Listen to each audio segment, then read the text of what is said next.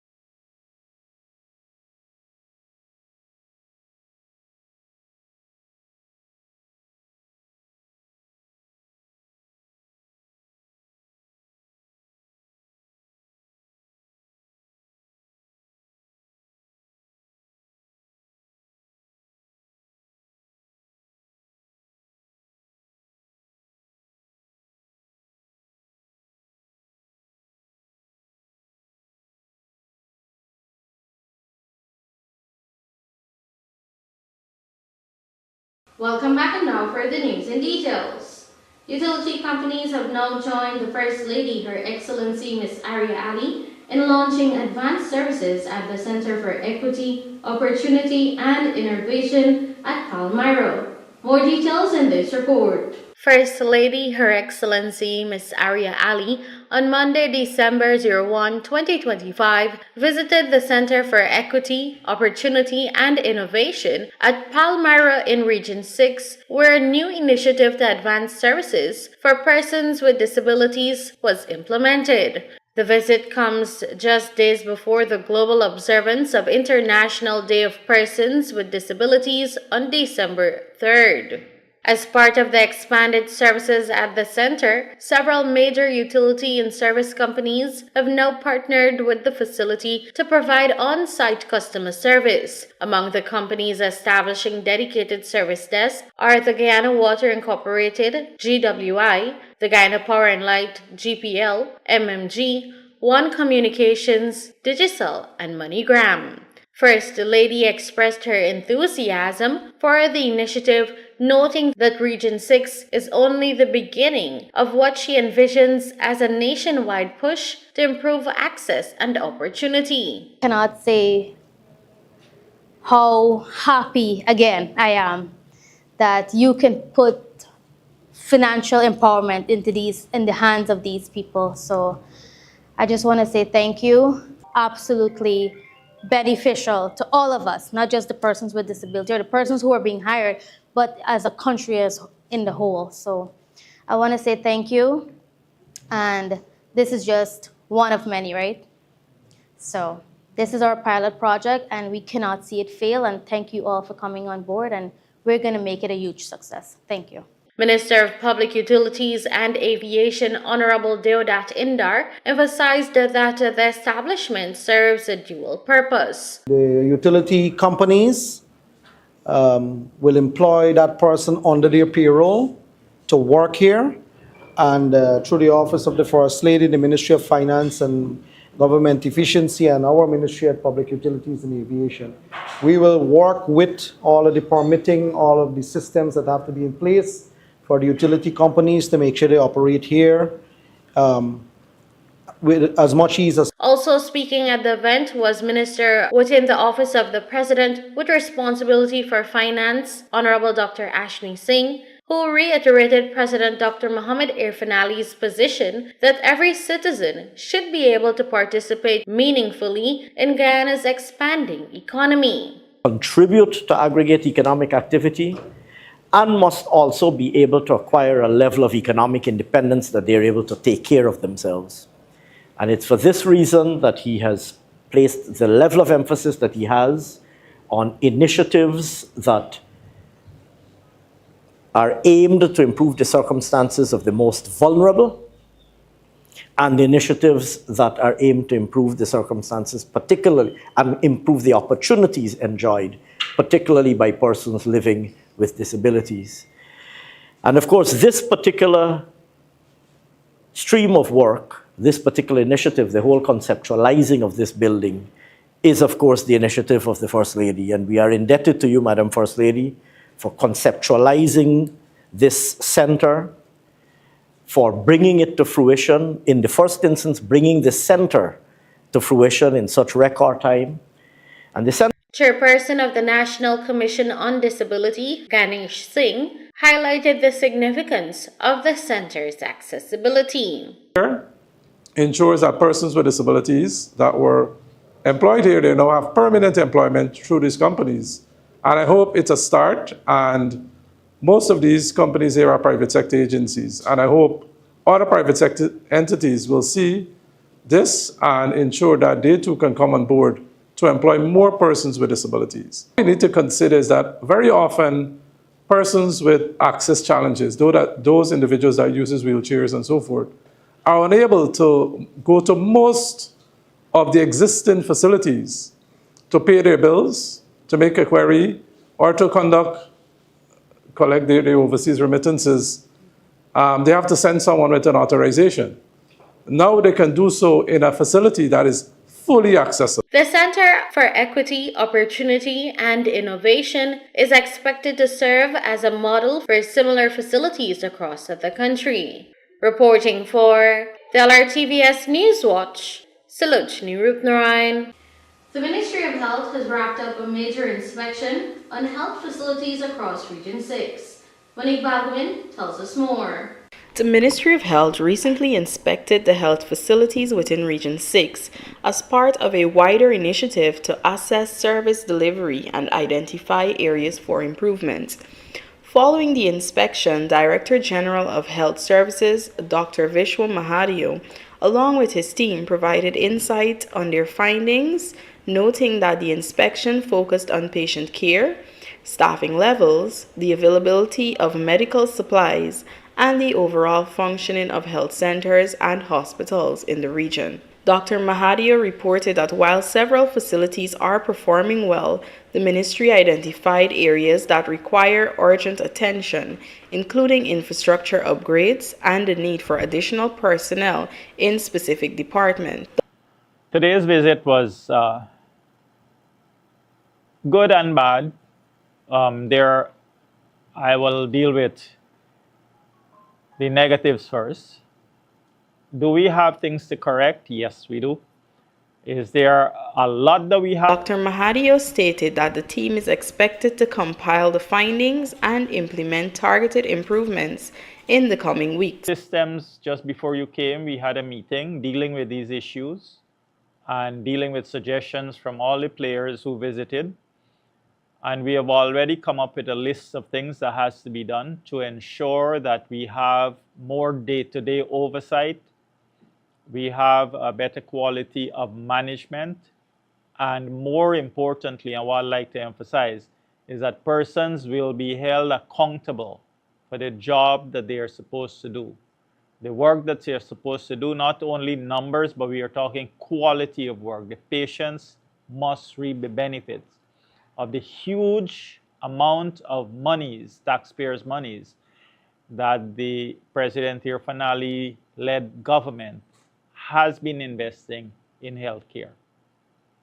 The Director General pointed out that inquiries were made about the shortages of medicines and other supplies, but there were none. We have shortage of medicines, and the answer is no. Do we have shortage of dressings? Do we have shortage of supplies? And the answer is no. So in that area, if I'm to remind our listeners where we came from, because I was in Parliament, I know what I used to come around as part of the Social Services Sector Committee. And the last time we visited this hospital, I think it was in 2019, if I remember correctly, and we asked, what is the status of the supplies of medicine in this hospital? Right downstairs, we were told it was about 30%. Now, we have a daily meeting, Chief Medics, Dr. Binder, myself, and all the heads of all the hospitals and large health centers across the country. And I could tell you from the time somebody reports it is less than 90% of supplies, a red flag goes up and we fix it. So we have come from 30 to over 90. Less than 90 is unacceptable now. We are talking again. Health officials say they will continue monitoring the region to ensure these gains are maintained and expanded. Reporting for the LRTVS Newswatch, I am Monique Balgovin. More news after these messages.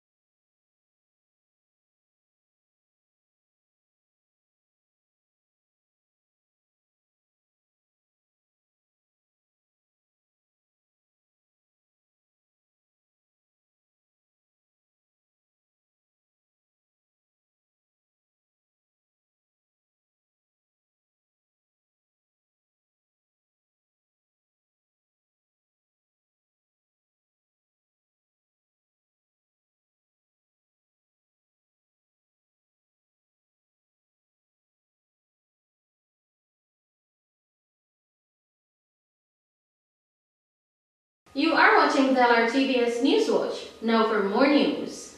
A 12-member jury has been empaneled for the murder trial of a teen quarantine pensioner who was killed in 2020. More details in this report. A 12-member jury was on Monday, December 01, 2025, empaneled at the Berbice High Court for the high-profile murder trial of 3 men accused of killing 82-year-old teen quarantine pensioner Chandari Budhu nearly 5 years ago. 35-year-old Dani Ramdani, 29-year-old Kumar Bagwadin, and 25-year-old Narvendra Chilu, all of quarantine Berbice, appeared before Justice Sandil Kasoon as jurors were selected to examine the evidence. When the indictment was read, all 3 men pleaded not guilty to the charges that they murdered Budhu between June 16 and 17, 2020 at her Lot 83 Tain settlement home, during which investigators alleged was a robbery. Ramdani and Bagwadin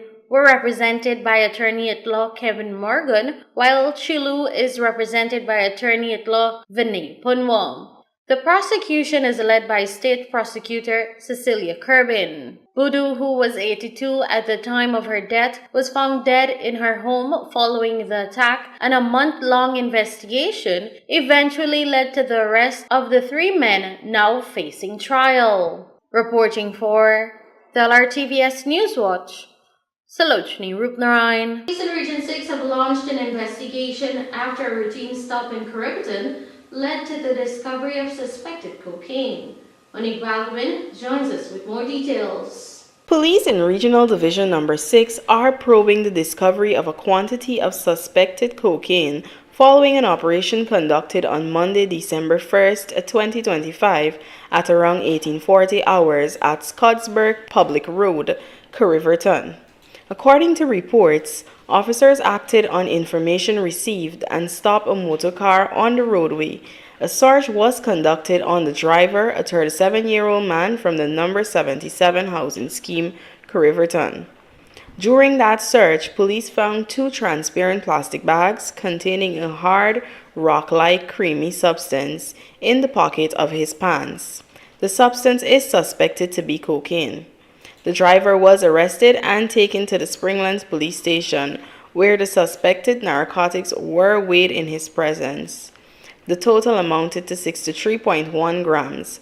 The substance was subsequently lodged as investigations continue. Police say the suspect remains in custody as the probe continues. Reporting for the LRTVS Newswatch, I am Monique Balgobin. A Berbice man is dead while his pregnant wife is injured following a crash along Good Hope Mahika Berbice. Monique Balgobin tells us more. 44-year-old Julius Mandela Hanif of Edinburgh East Bank Berbice lost his life after the vehicle he was driving, motorcar PAG 9310, crashed into a concrete utility pole early Friday morning. Investigators say Hanif was traveling along the southern lane of the Good Hope public road when he reportedly lost control of the car on the wet, rain-soaked roadway. The vehicle skid off course and slammed into a utility pole on the southern grass parapet. His pregnant wife, 39-year-old Nurjwati Hussain, was in the front passenger seat at the time of the crash. She sustained injuries but survived. Public-spirited citizens rushed to the victim's aid and transported them to the Mahaikoni Cottage Hospital. Hussain was treated and later discharged. Hanif, however, suffered severe injuries despite the efforts of medical personnel. He succumbed at approximately 10 hours 10 on Friday morning. Speaking with this newscast, Hussain, who is still shaken by the incident, recounted what occurred at the scene. Moments, she says, that will stay with her forever. Before the Mahika Bridge, me and he stopped the car and we sleepy. Put on the AC and after we sleep, that was like after 1. I jump up, was 25 to 3. And I said 25 to 3 and he jumped up and said, oh shit, and he started drive. He's now put on the seat during the pregnancy and tell me to lie down. So I relax and I throw the sweater from my head. It's not long for when we drive and I hear brap. I see the post and like I pitch down, I feel the hand lash me so. And I get knocked out.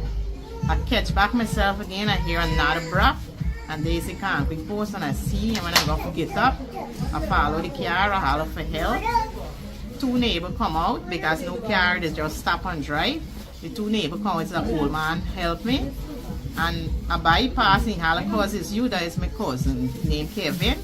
And he come out the car, and when I called for my husband, he was there like sleeping, and he hold on the steer. So I said, Anif, he answer. I said, Anif, and when I watch back, he getting shot, the breath and the blood coming out like pipe. So I holler out, and I tell my cousin, try to see what you can do, and let me carry you closest hospital. Hussain believes that if more efforts were made to rush Hanif to the Georgetown Public Hospital, his life could have been saved. I was so sorry. I think he was going to Georgetown when I go and see what's going on there, because I think his life. As the inquiry continues, the family is left grappling with sudden loss, while Hussain, who is expecting a child, begins the difficult road to recovery. Reporting for the LRTVS Newswatch, I am Monique Balgobin. Welcome back. We will now take a look at the local stock exchange market, compliments of gas scheme.